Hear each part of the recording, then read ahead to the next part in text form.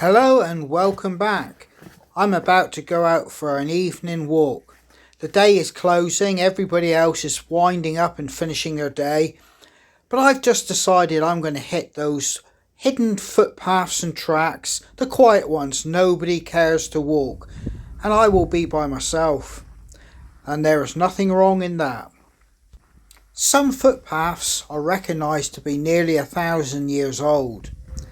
You can only imagine the people that have walked these paths and tracks before me, and it's truly a privilege to walk in their footsteps. Now I'm out for a walk, not a hike, and I use the definition if I'm going to use the word hike. That generally means I am going somewhere with a real sense of determination, purpose, possibly needing kit, and with a real sort of like emphasis on a little bit of speed. A walk for me is just gently ambling along with no clear plan, not really determined to actually achieve a destination or a result. It's just simply walking full of pleasure, and this really is a pleasurable walk. Although the sun is beginning to dip in the sky and set, this is timeless. I have not a single pressure for her timekeeping to be observed. I can quite simply just let time stand still or tick away slowly. Talk to anybody over 50 and they will tell you quite clearly, time accelerates away. The days, months and years fly by to the point they become a blur. But if you talk to a young innocent child, a summer's day or a summer's evening will feel like an eternity.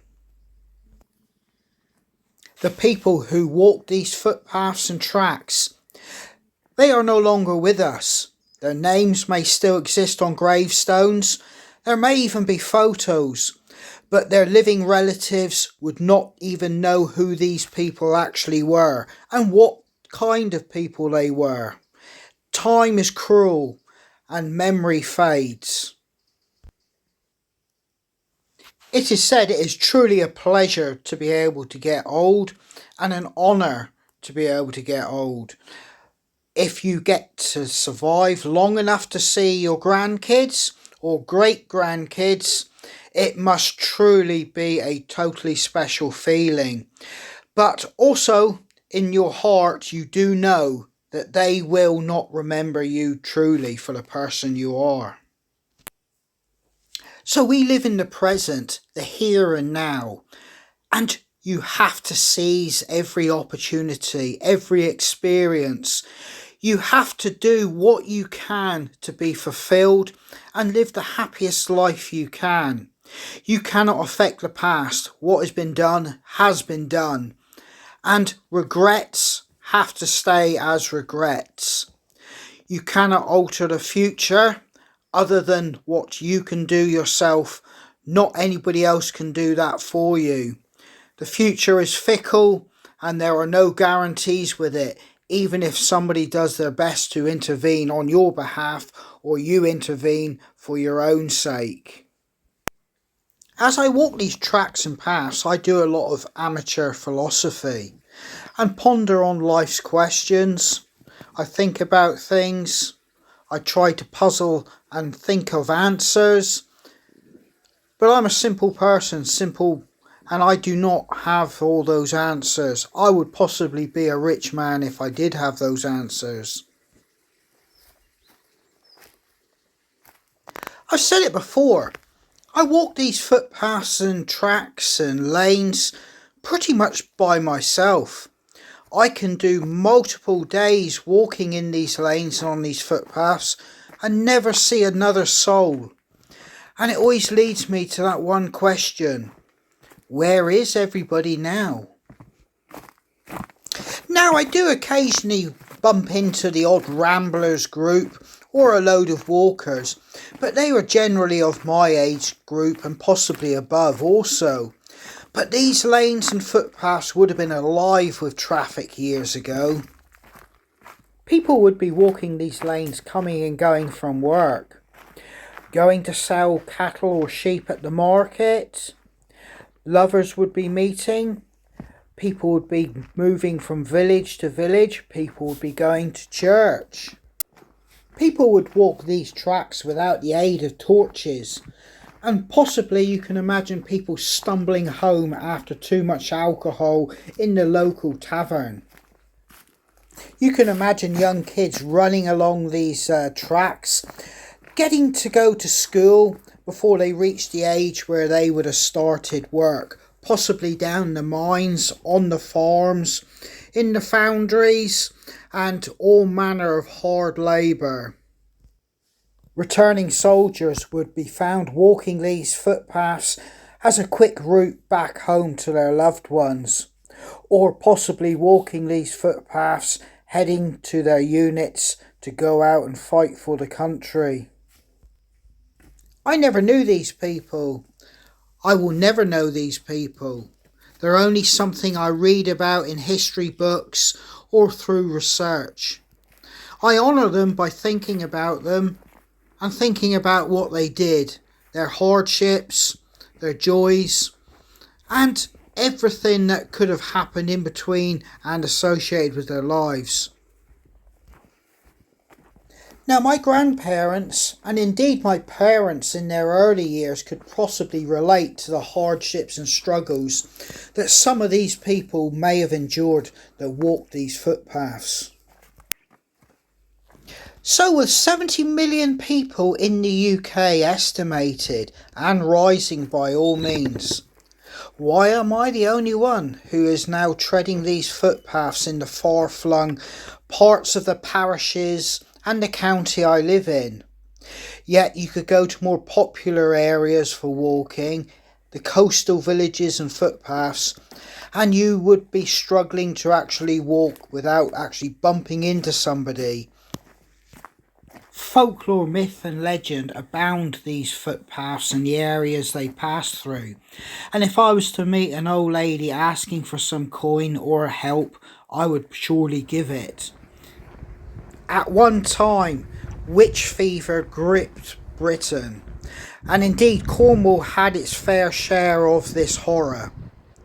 Launceston Castle, my hometown, had its own part to play in this, as it was a mainstay of the justice system and it was the instrument of punishment and righteous and divine intervention by the authorities in the name of the King and God himself. There once was a tower in this castle called the Witches' Tower, where witches were burned at its base. Most witches were hung, but witches which committed a further crime, such as a murder or grievous harm to people, could also have a further tariff put on their sentence, which would include the burning. Cornwall still has witches and has covens of witches, and they can be readily found. This is the old jail, and as you walk down to it, you can see the sort, or you can at least looking at it imagine the horrors of what would have befallen any prisoner. And they could have been political, social, thief, beggar, witch. Any member of society that was undesirable could have found themselves in here. And quite a lot of people did actually die in the prison themselves before they were actually sentenced or become before a court. So with light fading even further and fading even faster, I've decided I'm going to make my way to the high ground. I am now leaving the footpaths and making my way up the lanes, and I'm going to hit the high ground of the moors. I am now walking over to a group of standing stones called the Hurlers. There is a lot of folklore, legend and myth about these stones.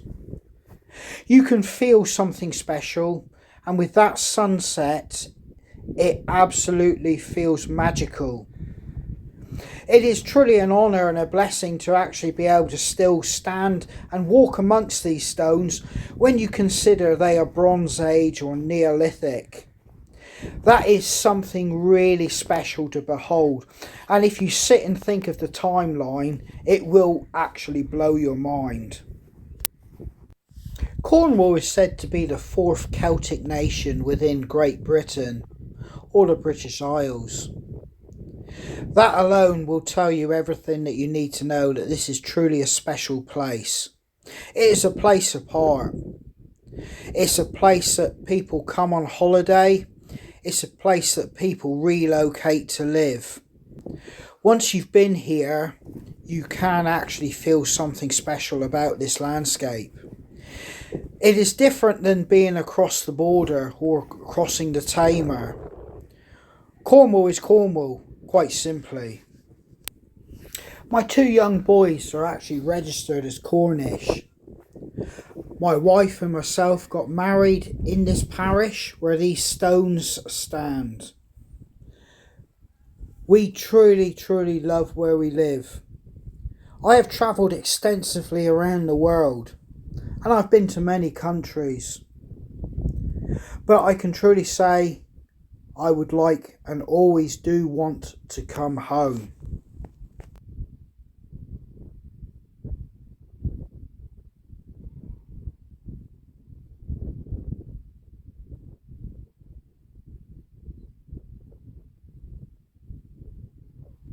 I live and work in this area, and I also run my small crafting business of folklore hiking sticks. This area is pretty much me and what I stand for. I bushcraft, I wild camp, I live to be out in the open here. This is everything I want to do, and as I get older, it's everything that I want and what I do not want to leave.